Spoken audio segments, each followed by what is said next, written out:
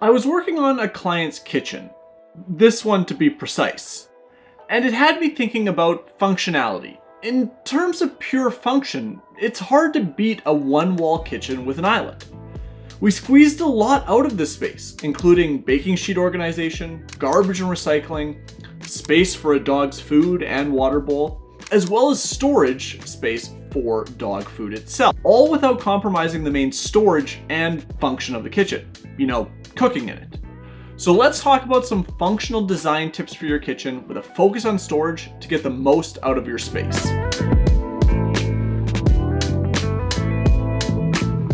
Dreaded corner of a kitchen. Thankfully, the one-wall kitchen just doesn't have one, but most of us have to deal with this in some manner or another. The first option would be to eliminate it altogether. This can be done through framing to block off the corner, creating an unconnected L-shaped kitchen. I find this really only works well if you have sufficient storage space on both walls. If you've got an L shape where the wraparound is, say, only a few feet, it can actually be worth eliminating that corner or scrapping the corner cabinet and eliminating the L-shaped kitchen altogether. Instead, opting for a one-wall kitchen here where we replace that corner cabinet with something a little bit more practical. You could leave the corner of your kitchen empty, instead opting for two adjacent cabinets, slightly larger in size, that could be a little bit more functional. Now, from my experience working with lots of clients, rarely are they willing to just give up that extra storage space. Therefore, it means making that corner storage space functional, which is my preferred route to go. There are so many great options out there in terms of internal organizers that it just seems like a waste or a shame to not use that space in some manner. In this case, use a blind corner cabinet with at least an 18-inch wide opening. This gives you the most options when it comes to internal organizers. There are two main internal pullouts I like to use. The first is the Le Mans style or a kidney-shaped Lazy Susan that rotates and pulls out for complete accessibility. This is great if you want immediate access without having to go through a few more complicated maneuvers. The downside is it does waste some of that external or space around the edges because of its shape. The other option is a more advanced internal organizer or a corner cabinet optimizer, sometimes called a magic corner. They are square shaped for maximum storage and pull out completely to keep it functional. The downside, they can cost a pretty penny. Finally, you can also consider a corner cabinet with drawers. Just know that it does leave a little bit of wasted space on each side. Unless you have this craziness. This is like drawer inception. I can see stashing something away in there and just completely forgetting about it, but it's still pretty cool. Let's stay on the topic of internal pullouts and internal organizers. Designing your kitchen goes beyond just picking the right cabinet size or a cabinet size that simply fits that space in your kitchen.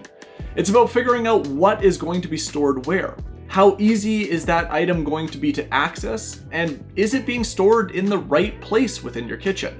While I am a huge advocate of adding as many drawer-based cabinets as possible into a kitchen, there are a few times where pull-out style cabinets simply are just the better solution. The first is for garbage, or more specifically, recycling. I don't have a dedicated cabinet in my kitchen. I simply don't have the space. But I wish I did. This is something I've really changed my opinion of over the last few years. I always just sort of thought, small kitchen garbage underneath the sink just worked, and it's what I grew up with, and it's what I've always had. However, with a growing family, and really more recycling every week than you could possibly imagine, having a place to just control it and stash it away inside the kitchen so I'm not always taking outside, that would just be a really big benefit. An 18 or 21-inch cabinet will fit two bins front to back, one for garbage, one for recycling, and would really be a game changer if you have the space to fit it. The second is a home for baking sheets, muffin tins, large cutting boards, those awkward items that don't always fit that well within a drawer. Sure, they could all go in a drawer, they would all be stacked on top of each other, and inevitably you would need to access that bottom one, and it would become a pain over time.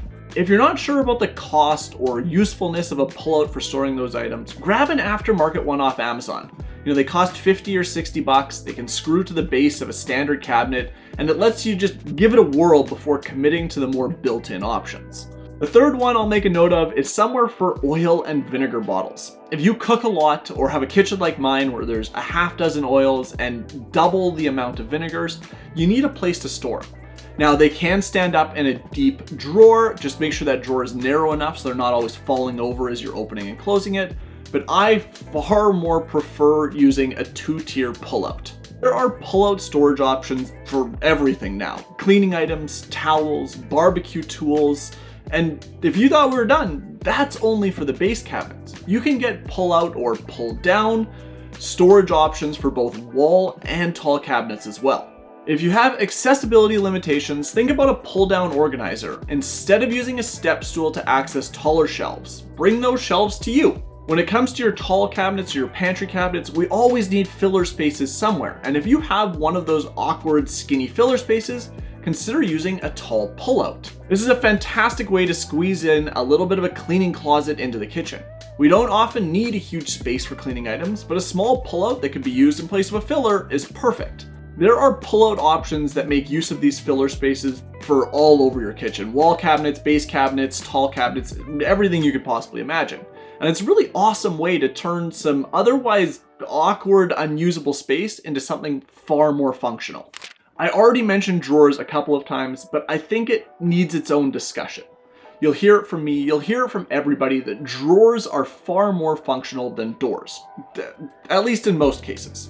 So put them everywhere. Yes, they cost more, but this is an area to splurge, if you will, and spend that extra money for the functionality that they will give you in your kitchen.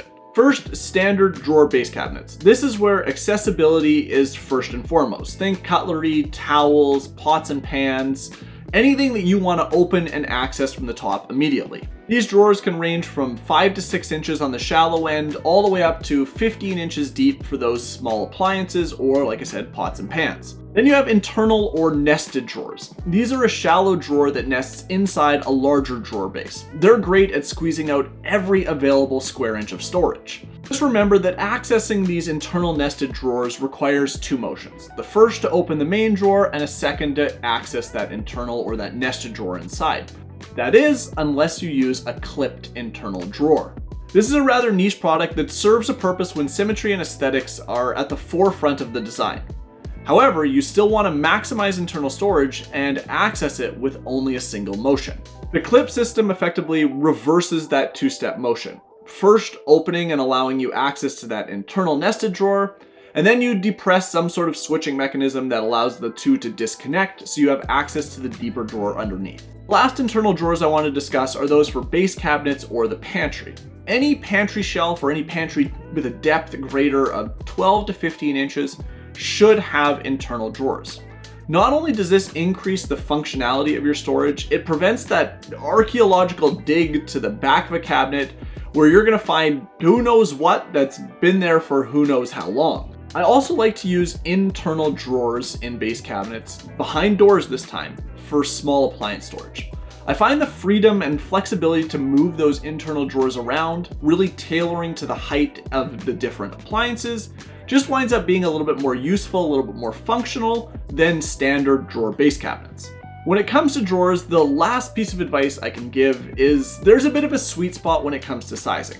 For example, if you want to store larger items like pots and pans, look at drawers 24 inches wide and above. It's simply they store better. However, if you want to store smaller items like tea towels, cutlery, maybe cooking utensils, those narrower drawer options can be the better choice. Sometimes I wonder what past kitchen designers would think if they looked at our kitchens now. Back when kitchens had just mass cavernous base cabinets, little to no drawer storage, and closet style pantries you had to crawl to the back of to find anything. Basically no organization in the kitchen whatsoever. Where did they put everything? How did they organize it? Maybe they just had less stuff. They say design is cyclical. Do you think we'll ever go back to that?